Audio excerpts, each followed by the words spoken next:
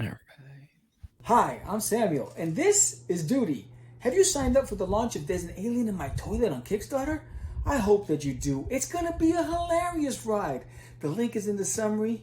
See you there. What's up, George? What's going on in the house of Crease tonight? In the House of Craze, we have Miss Hanna Strauss, creator of Joe Plant Comics. That is coming up next. We're also going to be talking about The Clock. Want to find out? Stay tuned. Let's get it. It's just easy.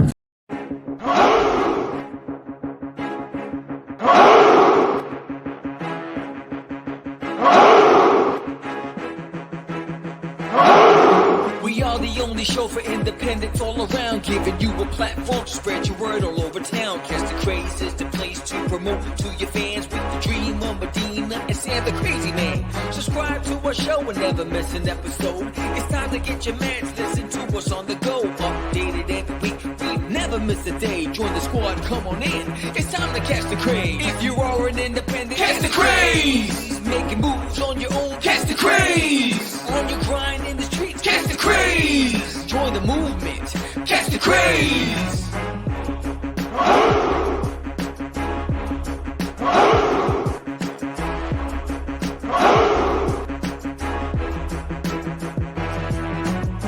Yeah, George, we did it again. Come on now. You know you want to do it. Catch the Craze.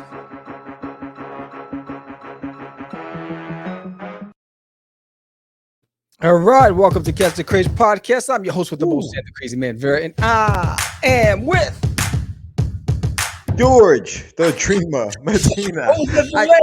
I can see. I can finally hear. I can see everything. I feel like I'm involved in the show finally after how many years of this Zoom. Oh, you hater. So so welcome everyone to another exciting episode of Catch the Craze. We are not live today. We are actually recording the show. We're going to have Hanna. Excuse me. I'm sorry. Ooh, I had to right there. Hanna Strauss. She is the creator of Joe Planet Comics, which looks really, really dope. We're going to be talking to her in a few minutes. We're also going to have our Get Your Meds segment, our indie news segment. We have a lot of announcements. But first, what's happening, Sam? What's going on, man? How you doing?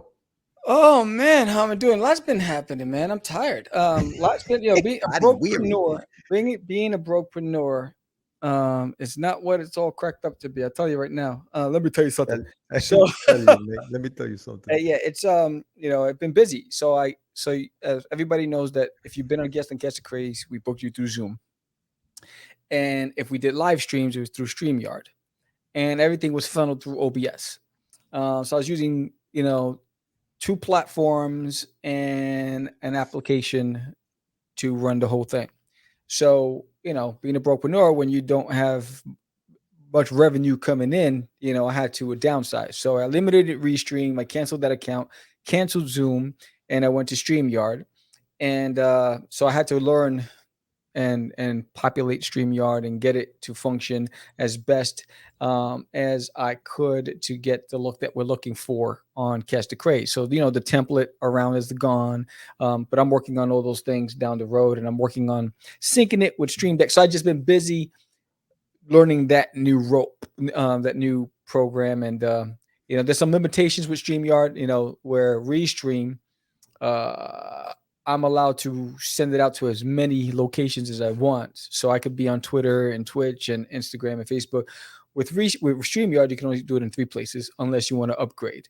And, all that costs cheddar. And so right now we are streaming. We will be streaming when we do live shows on Twitch, YouTube, and Facebook. So no more Twitter right now. And so yeah, that's the only. And then there's some perks to it. It's easier to navigate and manage. And it's easier to book people, so it's cool.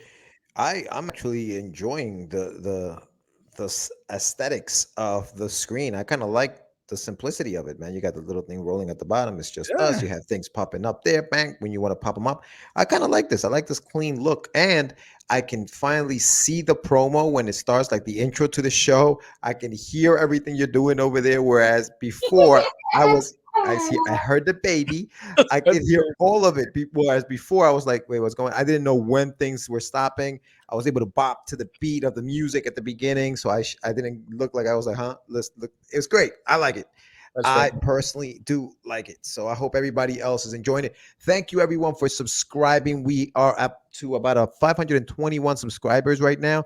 The Yeah. road to 1,000 continues and you guys are making it happen. So thank you. Thank you very much. Yes. Thank you. Thank you, everybody. See, I heard that. If you stumbled upon the channel, you were just kind of looking through, YouTube and you see these two knuckleheads on the screen and you're like, what the heck are they talking about?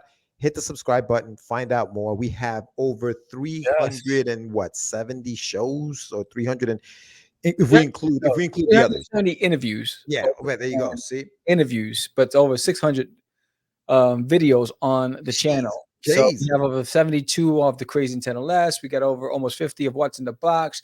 Plus, we have a lot of convention stuff and behind the scenes stuff, and the art Tons. channel. So there's a Yeah. lot of content. So there's Mhm. content for days, and because of all the content, I think it's time for some indie news, right? Let's do it. Let's do it. 90,000 views. That's what I'm talking about. 90,000 views. Thank you guys for getting us to 90,000 views. That is fantastic. The streaming, the watch time has been growing on the channel. That means the content people find relevant and appealing, and and hopefully funny and endearing. All those things that Sam the Crazy Man is made of. And so George Lake. And no, but I'm excited. I'm excited. What do you think, George? 90,000 views. That's a Oh, bro, milestone, bro. that's amazing, man. I think it's a testament to the commitment we have shown to the show, not Popping to bottles. pat our own backs or toot our own horns, but Yeah. it does take commitment. And all of our other indie friends and all of our other podcasting buddies and YouTubers out there, you know how hard it is to do this. And you know how hard it is to grow your viewership, to grow all of those numbers. You know how hard it is. So we are very happy. While to the big timers, they may be like, oh, look at these young puppies. Look at these little puppies with these little I puppy know. numbers. This But to puppy us, numbers. Yo, this puppy got us, weight. but to us, it is huge. And we thank each and every one of you guys for sticking with us throughout all of the shows. Big shout out to all of our regulars who come on these live shows like Michael Sammartino, Crystal Haskins, who's been MIA lately, but she's on there, Gilbert Rodriguez. And if I'm missing you guys, Anibal Arroyo, all those guys, every single one of you who are always there, just in the chats when we're live, just kind of, just talking to us and shooting the ish with us. It's dope and it's awesome and it's appreciated. So thank you. Yes, it's very appreciated. It's like Joe said, it's not easy. No. It's definitely not easy. It takes a lot of time, especially when you're doing it because you love it and there's no revenue stream coming back from it. Mhm, mhm. So there's no risk, no reward. But if you know anything about this show, it's been 100% dedicated to independence. Yeah. There's been no deviation. There's been none, and while everybody loves to celebrate, the big boys, we like to celebrate the unsung heroes, the ones that are climbing, that are at the bottom of the mountain, and their boots are in the mud, and they don't have the rope and the hooks and all the gear, but they're still clawing our way to the top.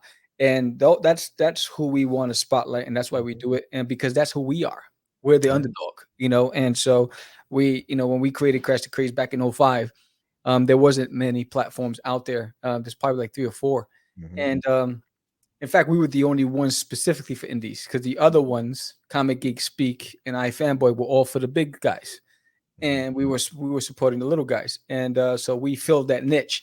Now it's everyone's doing it, but we remain true to what we do. We don't deviate. We don't, just because the Avengers are up there, we're not going to go and just start trying to get Marvel creators on here and say, hey, we want to talk to the guys that don't have the budget, don't have the capital, don't have the reach, the exposure, and that are just trying to make their way. you know, whether it's in music, whether it's in comics and gaming, cosplay, whatever it is, if you're creative and you're working your way through, you know, through the rainforest, you know, we'll be the umbrella for that time. Yeah, no, I mean, and listen, don't get us wrong. We've always had talks about maybe we need a big name just to get these numbers up, and there's always that talk, right? But the big name is always gonna come from from the indies, Yes. right? The indie name is always gonna come from, you know, the unsung heroes in a sense. Source Point Press is doing amazing things. So if we can get an artist from their stable to come in and just talk to us about that process, we'll talk to them. It's still indie related. I mean, they may be bigger indies, you know, Alterna may be a bigger indie and things like that. If we can get those guys to come in and we talk to them, that's great. Because you know what? Building a comic book company is what a lot of us, I think, had dreams of doing. I mean, remember Crazy Comics, right? That was the dream. And when some of these guys actually accomplish it, it's like, how did you do it? What Yeah. did you do?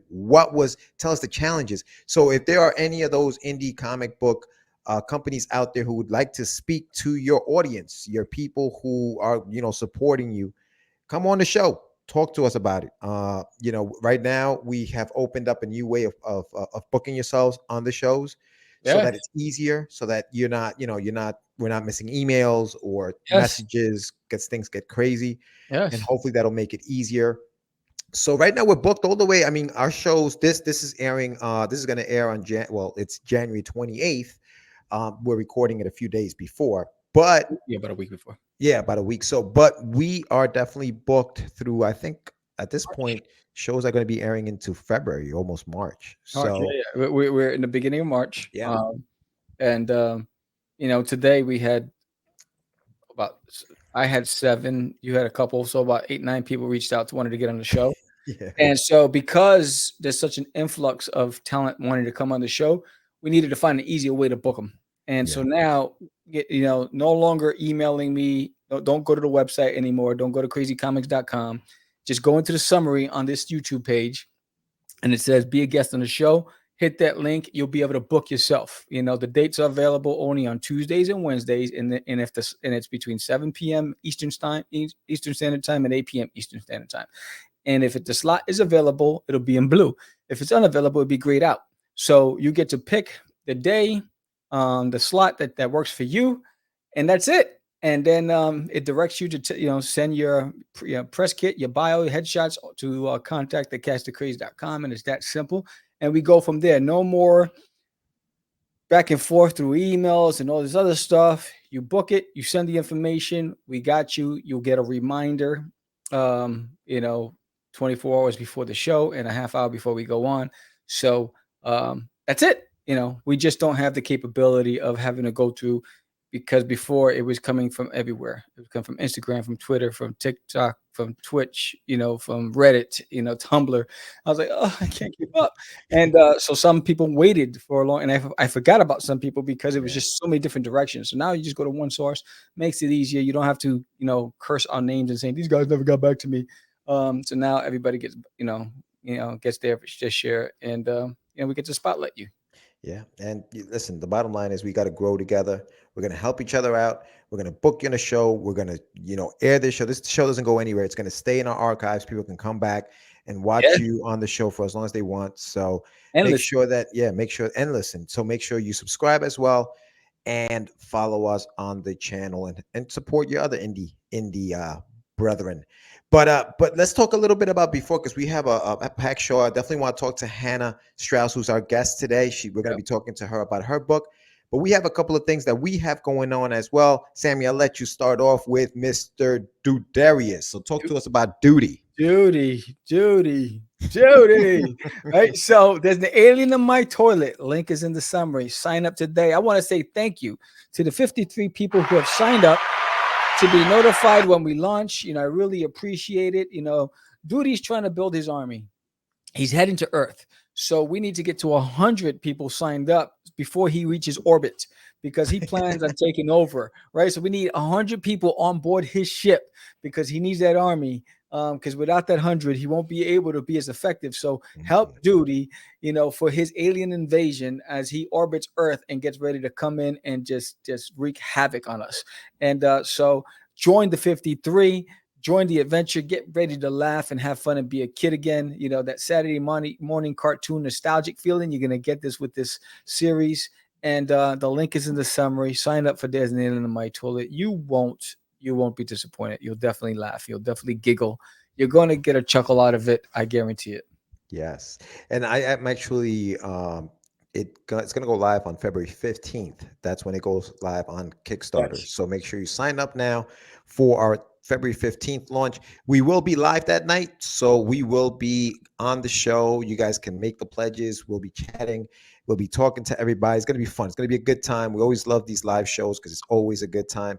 And yeah, and I can't wait, man. I'm excited. There's an Alien in My Toilet, years in the making, and he's coming back. There's a lot. I mean, listen, Sam, I know you have a lot of surprises. There's a lot to talk about when it comes to duty. Yeah. So we're definitely gonna do that. February Yeah. 15th. You wanna sign up. You wanna check it out. And yeah, that's awesome, brother. I cannot wait. Yes. But there's not only that. We also have the Adventures of Wonderduck coming down. Yes, Mr. Wonderduck here. Yes. Oh, there's a t-shirt. There's a t-shirt. You Yeah. thought I was gonna get up too much. I thought you would show your belly. No. There's an Alien in My Toilet, but there's also the Adventures of Wonderduck. So Yes. Link is also in the summary. that is also in the summary. Now, this campaign doesn't go live until May. So 2026. But I'm like, you know what? I'm so excited. Let me set out the pre-launch page. So the pre-launch page is up right now. Sign up. Everybody who has signed up, thank you very much. I really appreciate it. What were you gonna say? So let's see. Alien in My Toilet. So here's the thing. There's Alien in My Toilet launches February 15th, right? That means everybody will be getting their packages in April. You launch in May. Yeah. If you sign up for There's an Alien in My Toilet, you'll want to sign up for The Adventures of Wonderduck. You're going to enjoy both of them. So now There's an Alien in My Toilet is a comedy series for all ages, and Wonderduck is Also a comedy series for all ages. It's in the vein of the Disney afternoon from back in the late 80s, early 90s. So if you were a fan of those cartoons, the Darkwing Ducks, the DuckTales, the Gummy Bears, and all those fun cartoons of that era, then this is like right up your alley. So check it out. There have been people already signed up to the campaign. Thank you very much. I've already gotten in contact with some of you guys. So what I'm doing is for everybody who signs up right now. here we go. For everybody signs up right now, okay, to the pre-launch page, send me a DM. You can go to the Adventures of WD, where you see it right there on the screen. Go to that page. Send me a message. Let me know that you signed up. I will be emailing you a PDF, an 8x10 PDF. That when the campaign goes live and you actually do pledge, you will get a printed copy of that PDF for you in your package when. Hopefully when we make goal, which I'm really, really hoping that we do. I think we are, but with your support, we will. So there it is. The Adventures of Wonderduck. There's an Alien in My Toilet. We are coming strong in 2022. We have a new look. It's a new year. We're excited, man. We're excited. We're happy. We can't wait. So thank you guys for coming on board. You got it. Yeah. You know how I do. So with that said, I feel like I need some medicine. Let's do it. Right? It's time to get your medicine.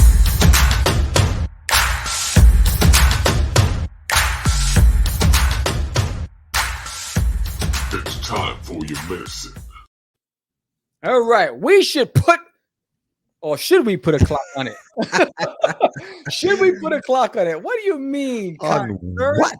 Yeah, what are we putting a clock on? Okay, so this topic actually stemmed from one of your discussions on the Crazy in 10 or Less. And for those who are watching, the Crazy in 10 or Less is another show, or I would say segment, or I guess show within our channel that you guys can check out, where Sam discusses a topic in 10 minutes or less. And if he doesn't, he usually doesn't. But we last week. You did. All right. That's right. You're getting there. Anyway, so Hercules.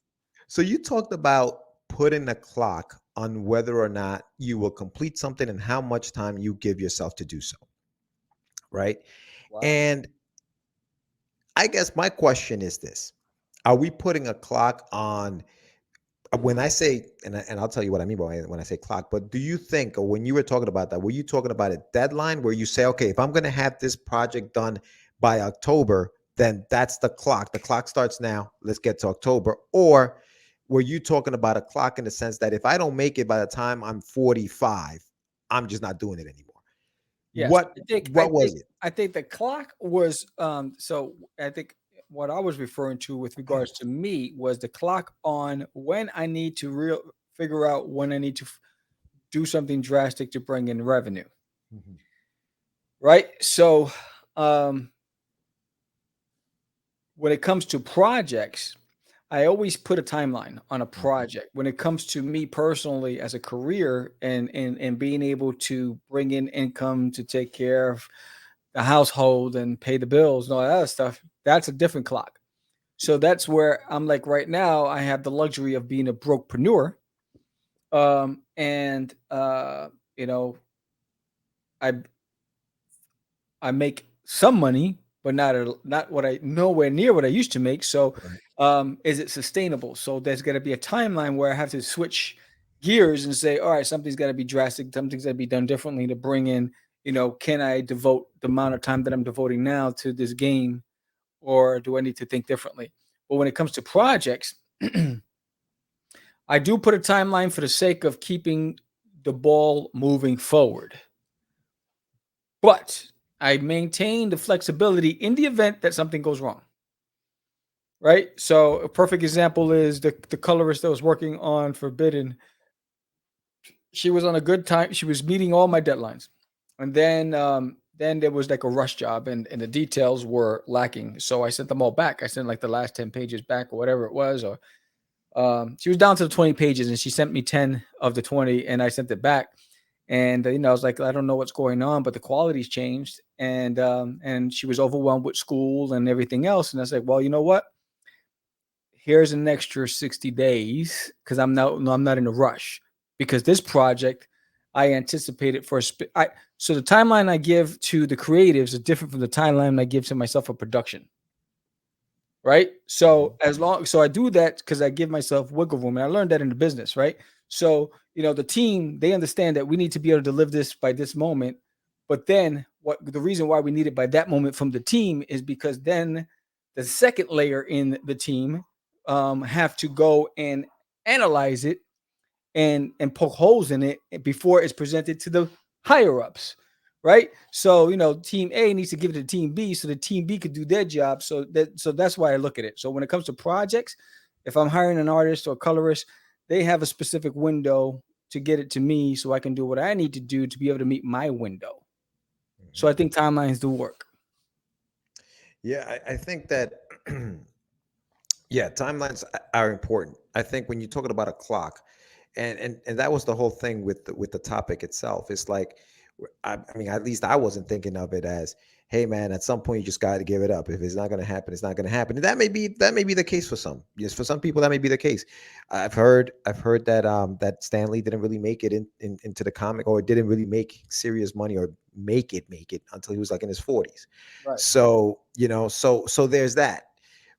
If you want to make it into the comic book industry as an artist, age usually is an issue, right? In your 20s, your eyes are, you can see everything clearly. By age 40, your eyes may start going and you may not be able to sit at a desk and draw the pages you need to draw. So the clock does tick on us, but that passion, that desire to do what we love to do never stops. Never Right? stops. You're going, and if you walk away from it, you're just gonna be kicking yourself for not doing something that you love to do. I think that deadlines are very important. I think that you do need to have deadlines. I don't believe that anything gets accomplished without them, because it's human nature to kind of like, for some, not for all, I guess I should say, to kind of like put it in the back burner. I'll get to it. I'll get to it. I'll get to it. And before you know it, you never got to it and it never got done. So I think you definitely need that, because it pushes you too, right? That deadline kind of puts a little fire in your butt to say, I got to move. I got to finish this, because if I don't, I'm not, when am I going to put this thing out?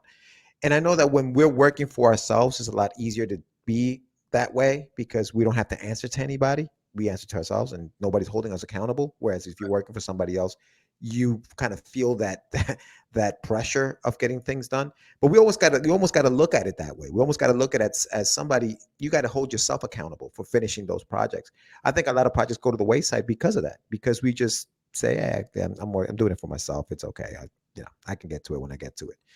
And they never get done. They never get done. And then you're 45, 46, close to 50. You're like, damn, all that time wasted in my 20s, in my 30s, when I could have been doing this, and now I didn't do it. So there is a clock Mhm. that's ticking, and it's not going to stop because time stops for no one, right? That's the cliche. Nobody, and it's not and And tomorrow's not promised. So you got to put in the work absolutely. today. Absolutely. Which is what I think in 2020, when that craziness was, and it's still going on, but when we were like in it, when we were in the middle of the pandemic, there were so many artists just getting things out. How many Kickstarter projects just came out because people were like, holy cow, life is short. I gotta finish this project.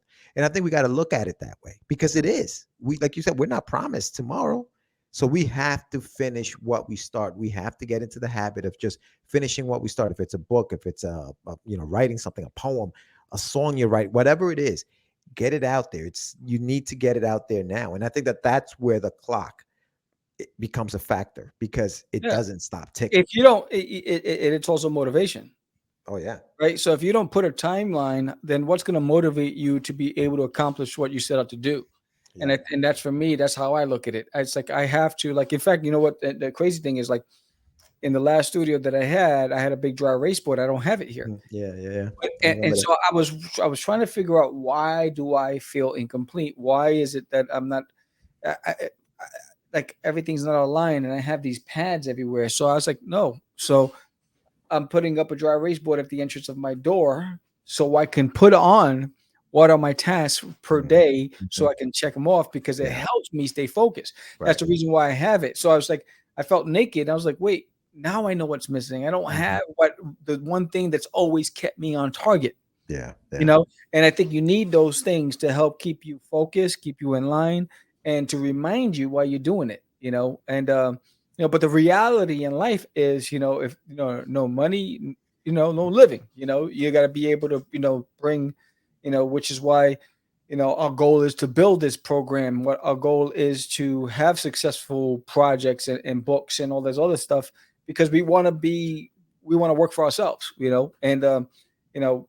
especially when you've worked for a company your whole life. yeah. It'd be nice to be able to, like, right now, I'm enjoying the fact that I can get up in the morning, go to the gym, which is in my garage, and come upstairs and work. And I don't have to worry about somebody saying, hey, where's this? Where's that? Whatever the case is, or, unrealistic expectations. I set the expectation. Right. Yeah. So sometimes I overwork myself, but I also know when to just stop and breathe. But if you don't have markers, I call them markers. You have to have markers in place to be able to, milestones. All right, I got to this marker. All right, what's the next marker? All right, I got to do X, Y, and Z to get to this marker. Like this week is planned out. And this week I know was it was a big administratively heavy week. With the elimination of Restream and Zoom, and the implementing of StreamYard, and learning all those things, and creating new graphics, and doing all these things. Um, on top of going to, tomorrow I'll be driving to about 6 different comic shops in Dallas to try to get promote the Kickstarter. So I have all these things on my agenda to get to the long game, right? Because I'm looking at the long game. I'm the tortoise in the race. I'm looking at, slow and steady, keep it moving. Let's get there. But if you don't, but you also have to have a timeline. Yeah. For me, I look at what I did today. Did it pay off? Will it pay off tomorrow? Yeah. So I think you have to kind of put a clock on yourself and say, okay, I got to get this done by this, and I got to do this. The Yeah. deadlines, I think, are so important. But yeah, that's why the topic came up. And if you guys have any feedback, any questions, or you guys have a comment, put it down on the comment section. We get to them when we see them. So definitely do that. But yeah, no, I think that was an interesting discussion about just the clock. Because sometimes, we see our mortality sometimes, you know what I mean? And it's like, it's scary, dude. Like, I'm getting older. You know, I gotta get this shit done. Absolutely. Well, you're getting older. Speak for yourself. So, Yeah. with that said, we're going to run to a commercial break. And when we come back, we're going to bring in our guest, Hannah, and we're going to be talking about Joe Plant. So, again, if you want to get on Catch the Craze, the link is in the summary to book yourself. But here's a little information on how to do it. Do you have a Kickstarter campaign and you're trying to figure out how to get the word out? You look online and you see the competition is fierce. Comic-Cons are slowly coming back, but in the meantime, how do you spread the word?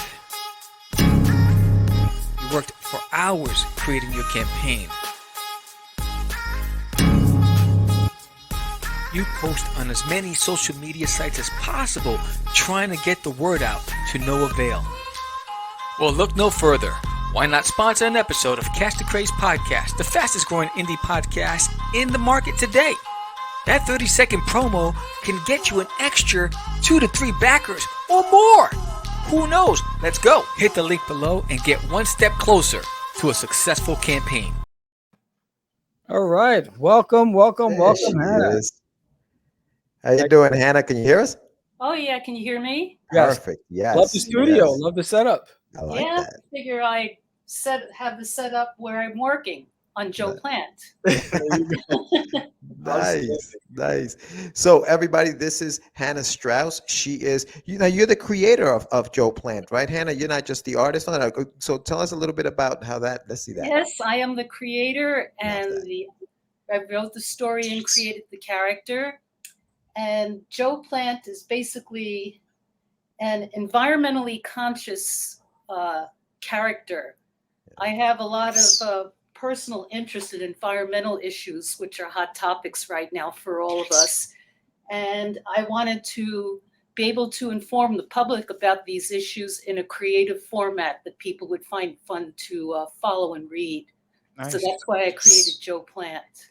That's awesome. And yeah. he's actually based on a real life botanist that I was introduced to. Oh, cool. Yeah. Yeah, but don't tell him that.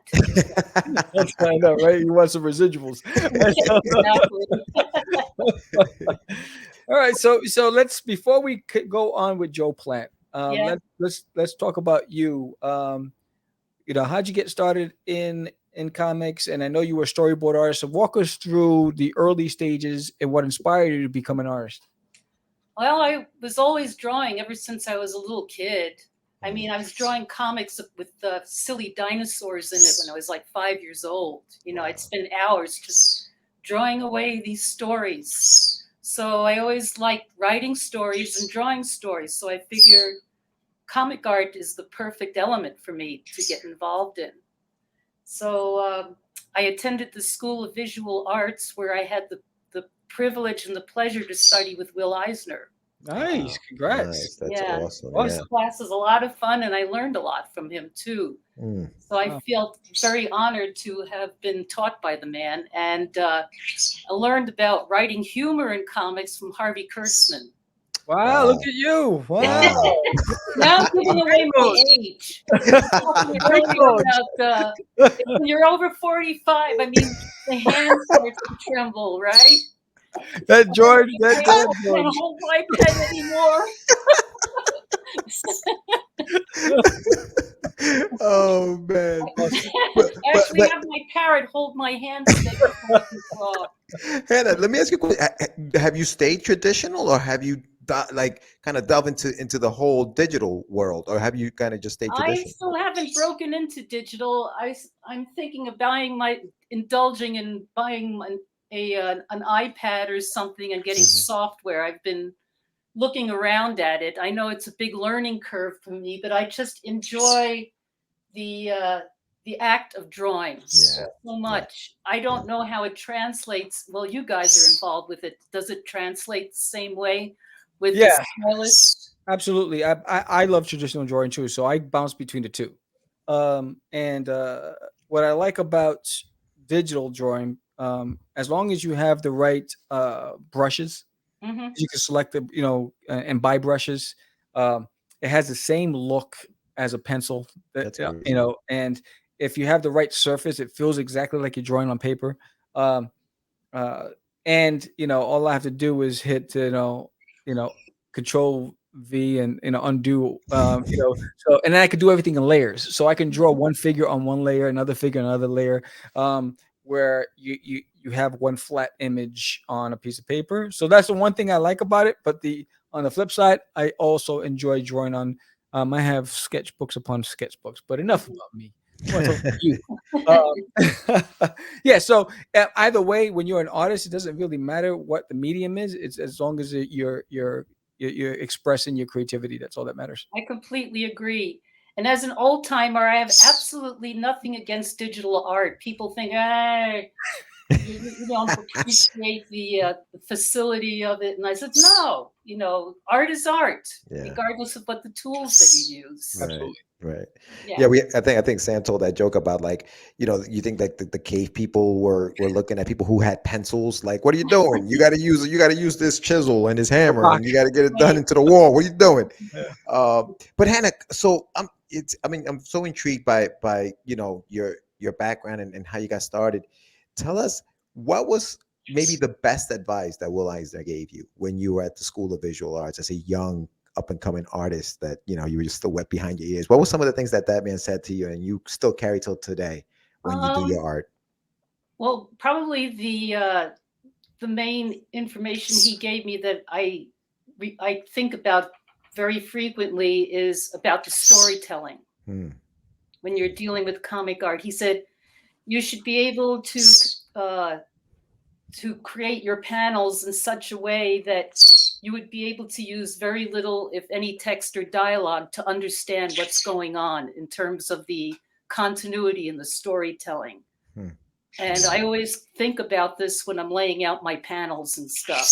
Is it clear to the reader what's going on, what's happening, the progression of the story arc? So these are things that he stressed in our class. Right. Wow. Do you recall the first whether it was a book or a film or whatever it was that sparked your creativity and you made that decision? That's what I want to do. What was it? Oh God. I mean, I watched a lot of animated cartoon shows like you're talking about Saturday morning stuff. My favorite, I actually wasn't that much of a comic book collector when I was growing up, when I was little.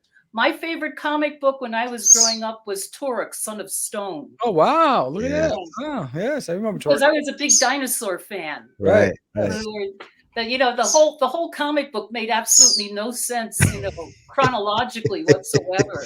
Right. You had these indigenous Native Americans running around during the Stone Age interacting with cavemen and dinosaurs. How did they get away with that, right? Like, I know. That is so funny.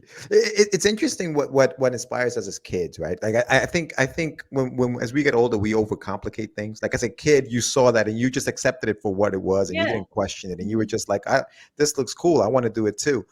Do you find that even with your story, for example, Joe Plant, and what you're doing with it, do you find that kids kind of like are into it more? So like who is the demographic, or who are the people that are giving you the feedback saying this is a cool story, I kind of like that?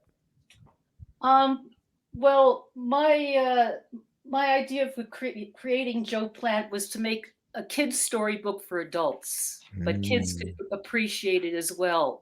The humor has a tendency to get edgy at times, like a couple of things going on in the story where a 5-year-old will say, "Mom, what is he doing here?" So I cannot say that it's absolutely for 5-year-olds, and that's why it says that there. But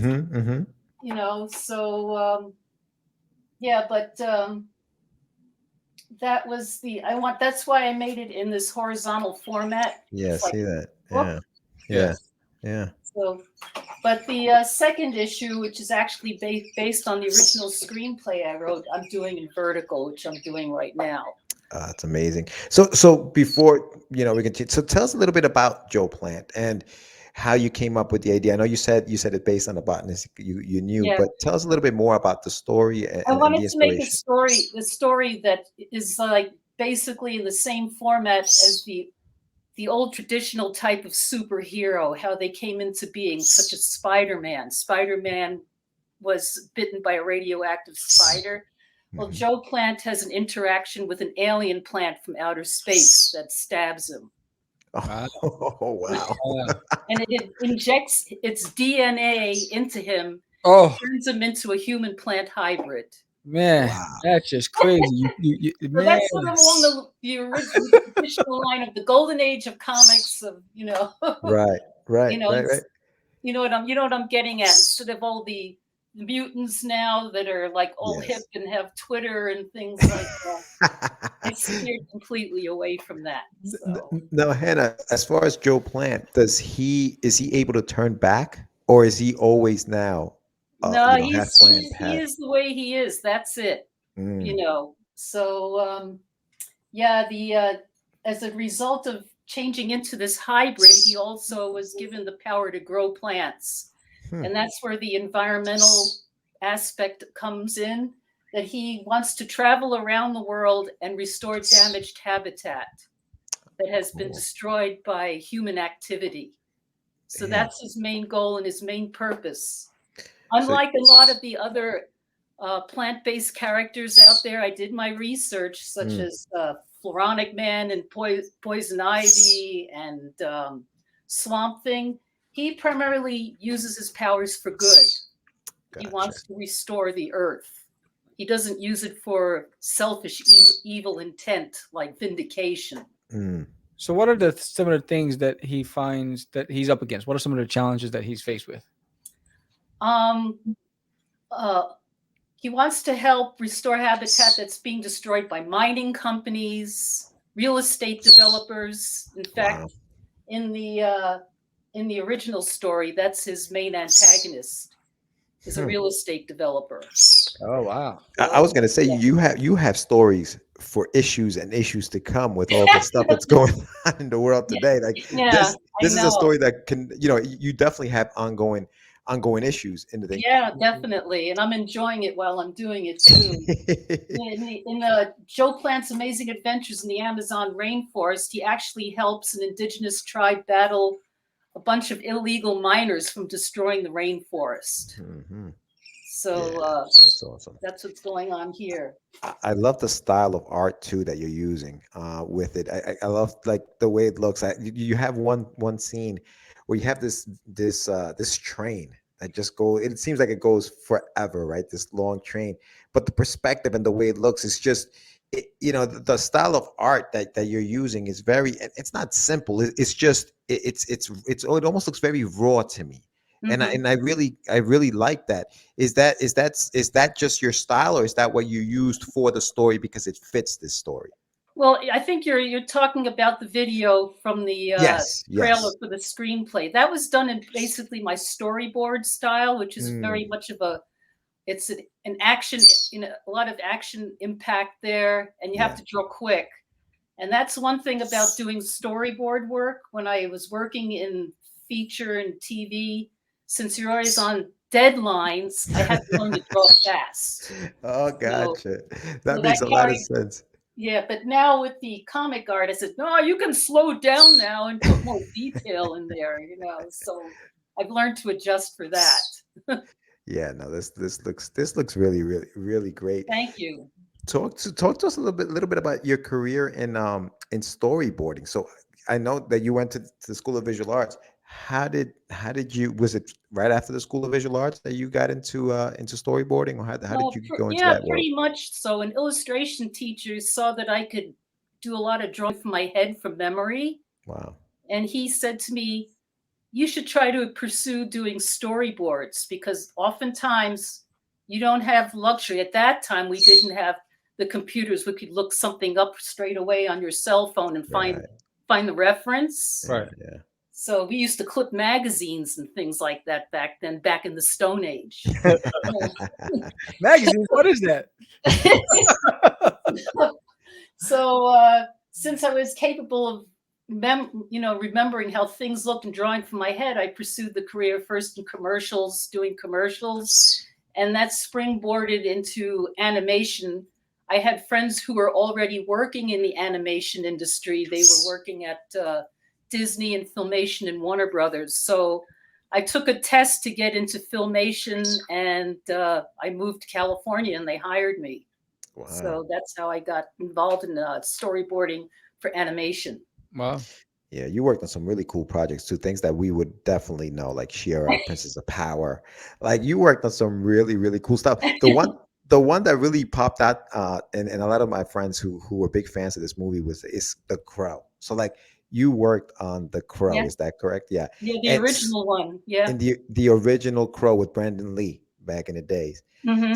How was that experience? Like, did they give you a script and say, okay, this is what we need for that scene? Do you work scene to scene, or were you doing like the entire movie? Like, how was that experience? Every director works differently. Some directors will just hand you the script and say, here, do this scene, and I'll meet with you tomorrow, and let's see what you come up with.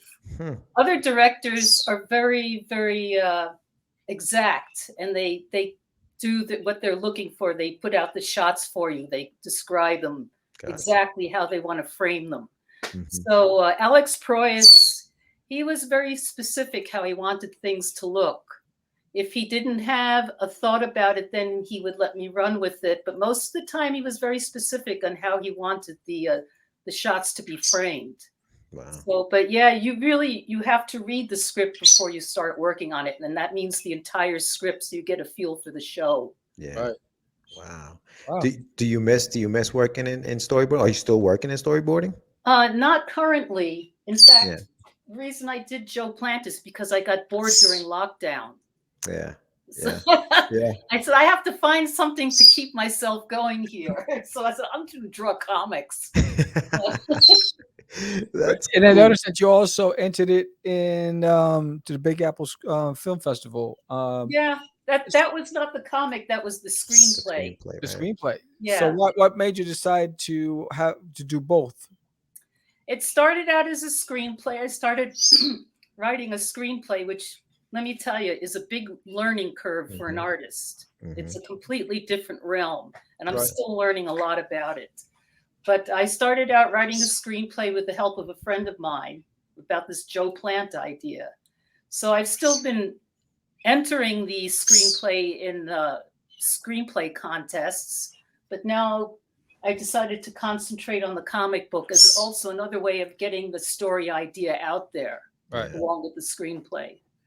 Yeah. I feel like So they sort of like complement each other. I was just gonna say that it Yeah. kind of it translates right into that, because you have your Exactly. screenplay, you could turn it right into the comic. And you're saying issue 2, you're moving from that format, the almost like the horizontal format, to a more vertical format. Vertical, yeah. So are you working on? I can't tell what size the page is. 11 by 17 traditional It's paper, or 9 by what's 12.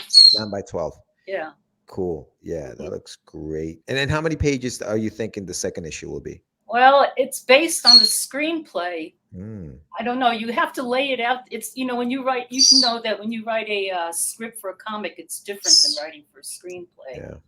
So there's certain things that I've already left out of the comic book because I thought it would be less visually interesting to be in the comic book than it would be in the screenplay. So you just got to pick and choose what you decide what you want to keep in as part of the storyline. How do you do that, Hannah? Like, how do you decide what stays and what goes? Like when you put on your comic book artist hat versus your screenplay writer's hat, Right. like what do you decide? How do you chop it up? Because it's like our babies, right? So how do you do it? How do you decide what goes and what stays? Well, shots that are nothing but conversation. I Mm. mean, you got to edit that down for a comic book because the reader's just going to get bored, Mm. looking at talking heads. So you just want to basically concentrate on the action sequence that are pertinent and tell the storyline the best. So Yes. that's pretty much what I've been following as I've been doing it. So you have to edit it sort of as you go along. Yeah, good to know. Because I feel like people who, for anybody who's watching, and we're talking to Hanna Strauss, creator of Joe Plant here on Catch the Craze. And I think that for people who are watching, sometimes it's hard for writers or, writers to kind of like, a writer writes the comic, sends it over to an artist. The artist says, okay, I could probably do this in 4 or 5, panels. I don't need 8 in this page. Right. And sometimes the writer will say, no, you're changing the pace of the story. Do you find any truth in that statement that you may change the pace of the story if you take away panels when you're doing a comic book? Um, I don't know.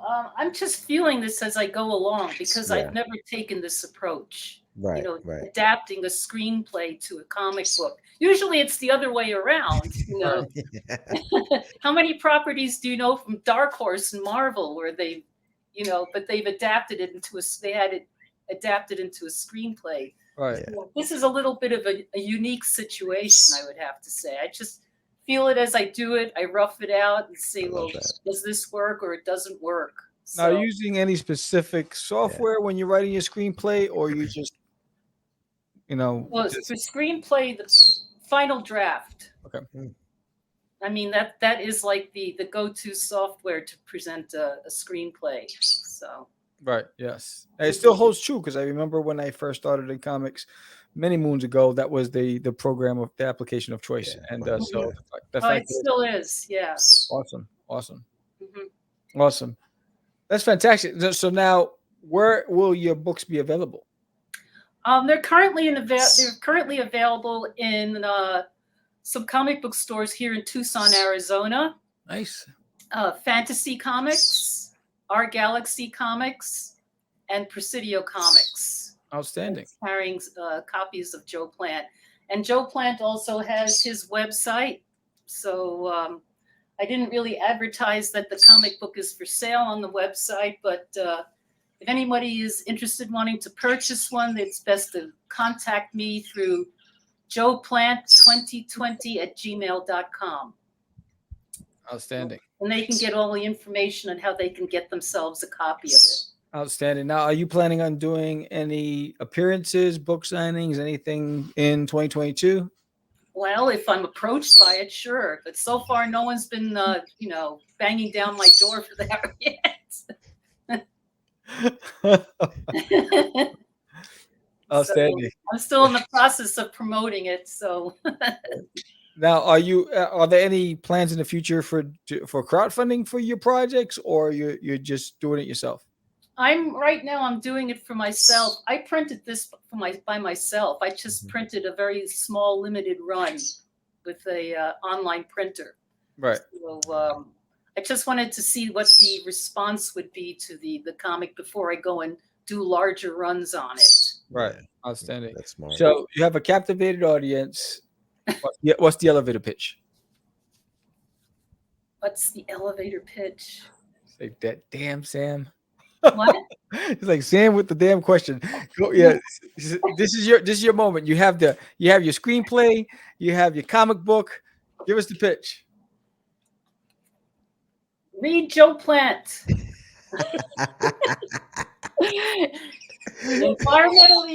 Environmentally conscious character hybrid human plant with plant generating powers who's going to try and save the world from destruction. How about that? Outstanding. There you go. Simple, easy, to the point. Fantastic. Fantastic.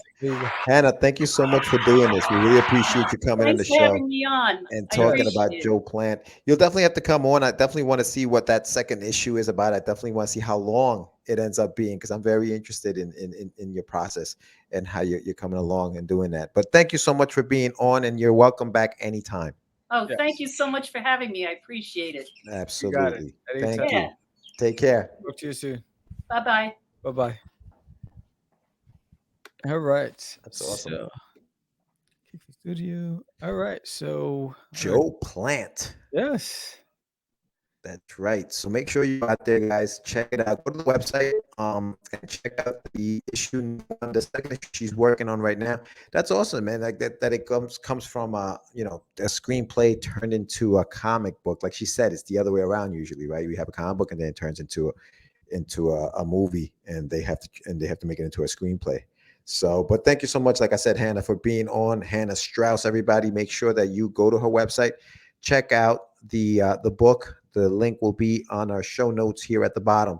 So yeah, that was cool, man. That was cool. Very, very cool. Fantastic. And it's funny because I was online trying to research, because every time you look on all these crowdfunding, a lot of independents, are using like shock factor or really adult content or sexual content, and I see a lot of that stuff everywhere. And so, and I was trying to find, you know, all age friendly projects. It was hard to find them, and so for every 20, adult content or R-rated stuff, there was one. And so when you see a project like this that's really has a strong message, and that can teach our future generation, I think that's pretty, admirable, and it's awesome because it's just not enough of it, and it's easy to do the other stuff. It's really difficult. These topics take courage to tackle. And making it fun. So the hard part is you're taking a sensitive subject, that people have strong opinions on, and trying to make it fun and informational and educational and engaging at the same time. Those are three big pills to swallow. And she's doing it. And so go check it out. The link is in the summary. Go check out our website. Go get yourself a copy. Support the brave ones that are really taking on. They're going against the grain, right? They're swimming upstream. While everybody's going downstream, they're swimming upstream. So that's fantastic. Yeah, no. Big shout out to Hannah. Thank you so much for coming on and talking to us about Joe Plant. And it sounds like a great book. I mean, she's a pro. She's been, she's worked in the industry for a long time. She knows what she's doing. So definitely go check it out. And you're right. I mean, that isn't a topic that, you wouldn't think, oh, there's a comic book, but yeah, there is a comic book about it. So yeah, check it out and definitely do that. And I think that's all we have for today, Sammy. That's all we have for today. Thank you again. If you like this episode, give us a thumbs up. If you have any recommendations, leave comments below. If you have some feedback about the topic of the day, should you put a clock on it? Let us know. Put them in the comments. If you want me to do a follow-up on the Crazy 10 or Less, let me know also. With that said, we do appreciate every single one of you for supporting us. Thank you all 521 who subscribed to the channel. If you have not subscribed to the channel, please do so today, because when we grow, you grow, and we all grow together, and indies rule in 2022. So with that said, I'm Sam the Crazy Man Vera. George the Dreamer Medina. And we are out. It's just easy. It's not. Crazy. Acquiesce. No, I was talking about my friend Acquiesce. Say my name, right? This is what you were thinking? Oh, my. He described me. He said, I'm the What? Catch the Craze. You're listening to Catch the Craze. You're listening to Catch the Craze. To Catch the Craze. You are listening to Catch the Craze. Catch the Craze. You're listening to Catch the Craze. Candy girl.